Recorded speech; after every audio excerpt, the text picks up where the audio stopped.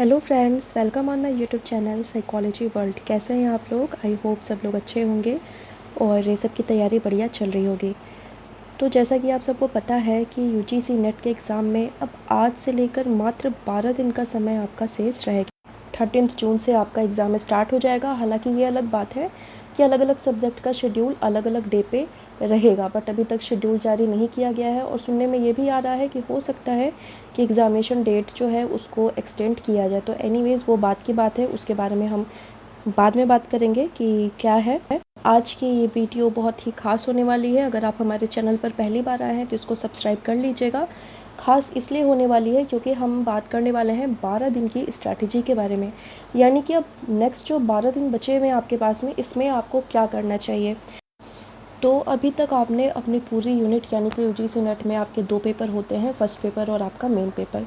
तो दोनों के ही सभी यूनिट्स को आपने अच्छी तरह से कवर कर लिया होगा और अब आपका टाइम जो है वो रिवीजन करने का टाइम है। तो रिवीजन आपको कैसे करना है? तो बेसिकली सबसे पहली बात, सबसे मोटी बात तो ये है कि अब तक आपने जितना पढ़ा है आप उसको ही बार बार रिवाइज़ करिए। जितना रिवीजन कर सकते हैं आप उतना रिवीजन करिए, टाइम निकालिए। 24 घंटे हमारे पास होते हैं पूरे दिन में, तो आपने क्या करना है, टाइम मैनेजमेंट करना है। सबसे पहले तो आप पूरे दिन में कम से कम 6 घंटे निकालिए अपने लिए कि रोज़ आपको 6 घंटे की स्टडी करनी ही करनी है। अब ये जो 12 दिन आपके सामने बच रहे हैं, अब यही बिल्कुल निर्णायक दिन है आपके लिए। तो सबसे पहले तो आप इसको डिवाइड कर लीजिए। जैसे कि आपका फर्स्ट पेपर में 10 यूनिट्स दे रखा हुआ है, सेकंड पेपर में भी आपका 10 यूनिट्स दे रखा हुआ है। कोशिश कीजिए कि रोज़ आप दोनों ही पेपर के एक एक यूनिट को पूरा रिवीजन कर जाइए। फर्स्ट पेपर का फर्स्ट यूनिट ले लीजिए, सेकंड पेपर का भी फर्स्ट यूनिट ले लीजिए और उसको पूरे अच्छे से आप रिवीजन उसको कर लीजिए।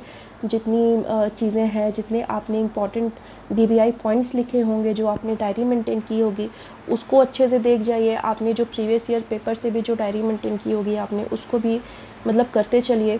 तो ऐसा मान के चलिए कि पूरे दिन में आपको 24 घंटे में से 6-7 घंटे आप अपने लिए निकालिए।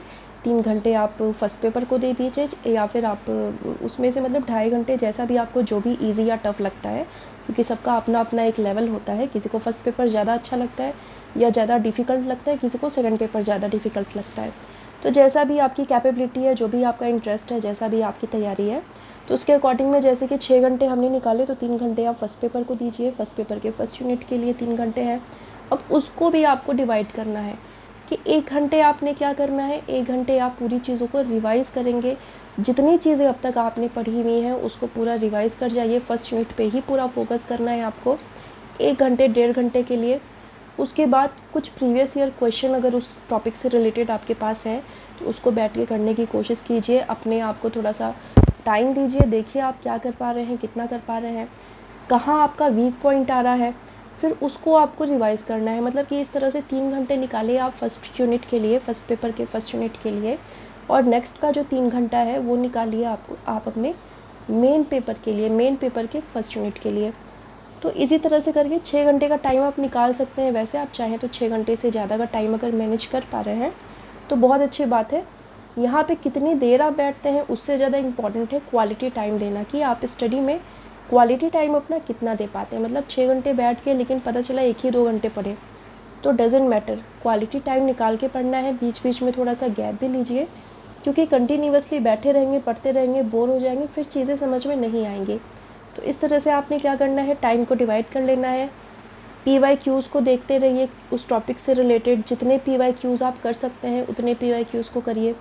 जितना आपने डायरी मेंटेन किया हुआ है, जितनी चीज़ें आपने DBI पॉइंट्स में बना करके लिखी हुई हैं, जो भी नोट्स आपके पास है उसको पूरा रिवाइज़ करते चलिए। तो मतलब 1 से 10 दिन आपको लगेगा। जैसे भी 12 दिन का टाइम बचा हुआ है, 10 दिन तक आप ये चीज़ें कर लेंगे, यानी कि दोनों ही पेपर के दोनों ही मतलब 10 यूनिट यानी कि पूरे 20 यूनिट्स को आप कवर कर लेंगे। अब आपने क्या करना है, इसके साथ ही 11वें दिन क्या करिए, हालांकि आपने इसकी प्रैक्टिस तो की होगी कि 3 घंटे एग्ज़ामिनेशन इन्वायरमेंट में बैठ करके आप एग्ज़ाम देने की कोशिश कीजिए, ट्राई कीजिए, प्रीवियस ईयर पेपर को उठा लीजिए और उसको सॉल्व करने की कोशिश कीजिए। क्यों? क्योंकि नेट का एग्ज़ाम है, टाइम आपके पास बहुत ही कम दिया जाता है। तो कई बार ऐसा होता है कि कैंडिडेट्स को क्वेश्चन आते हुए भी वो सॉल्व नहीं कर पाते हैं। तो आपने क्या करना है, एग्ज़ामिनेशन इन्वायरमेंट अपना बनाइए और 11वें दिन आपने क्या करना है, कम से कम 2 बार, 2 से 3 बार, क्योंकि पहले से आपने कर रखा है इस चीज़ को, तो कम से कम 11वें दिन 2 बार आप इसकी प्रैक्टिस करिए। सुबह के शिफ्ट में एक बारी 3 घंटे का टाइम लेके बैठिए।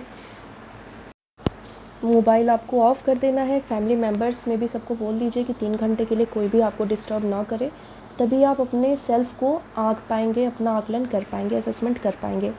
इसके बाद में फिर से 1-2 घंटे का गैप ले लीजिए, थोड़ा सा ब्रेक लीजिए, चीज़ों को फिर से रिवाइज़ कीजिए।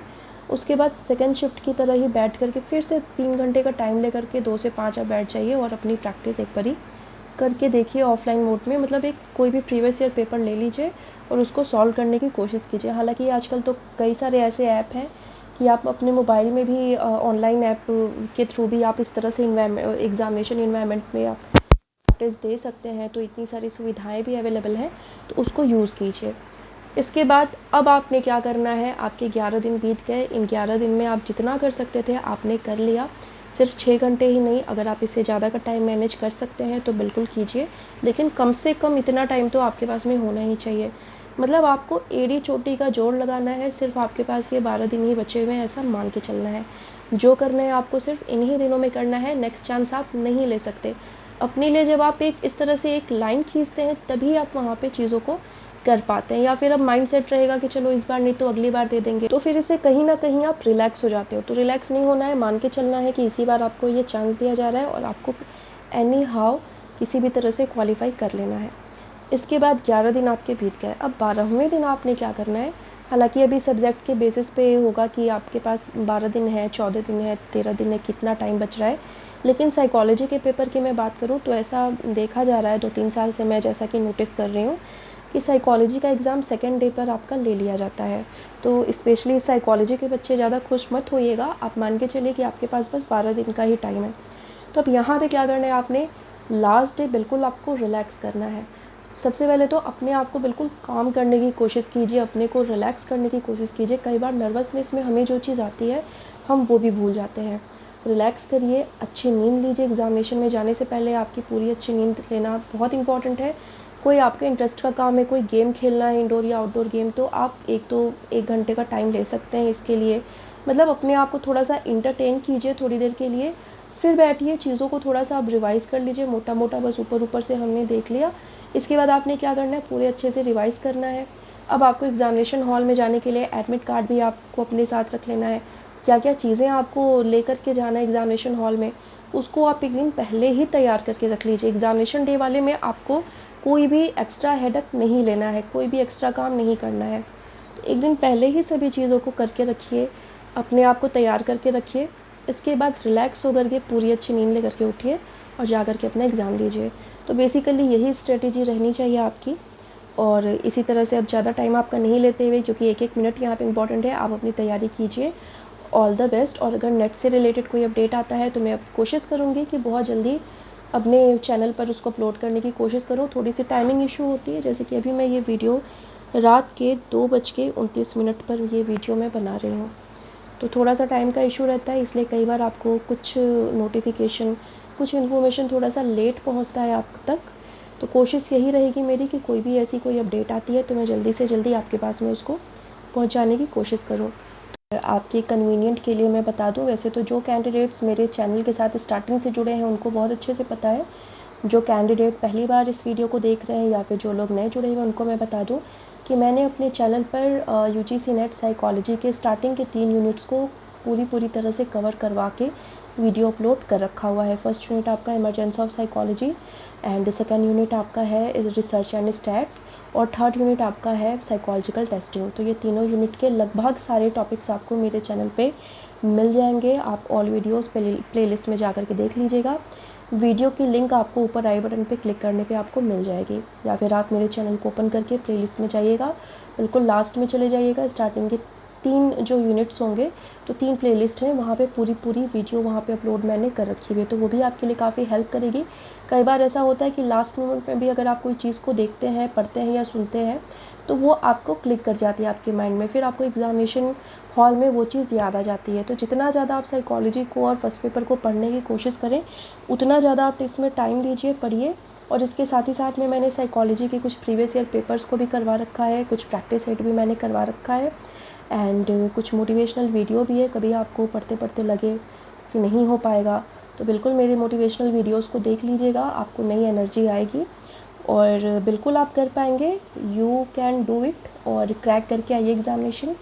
सो आज के लिए इतना ही। All the best to all my dear candidates. So आज के लिए इतना ही। Thank you so much.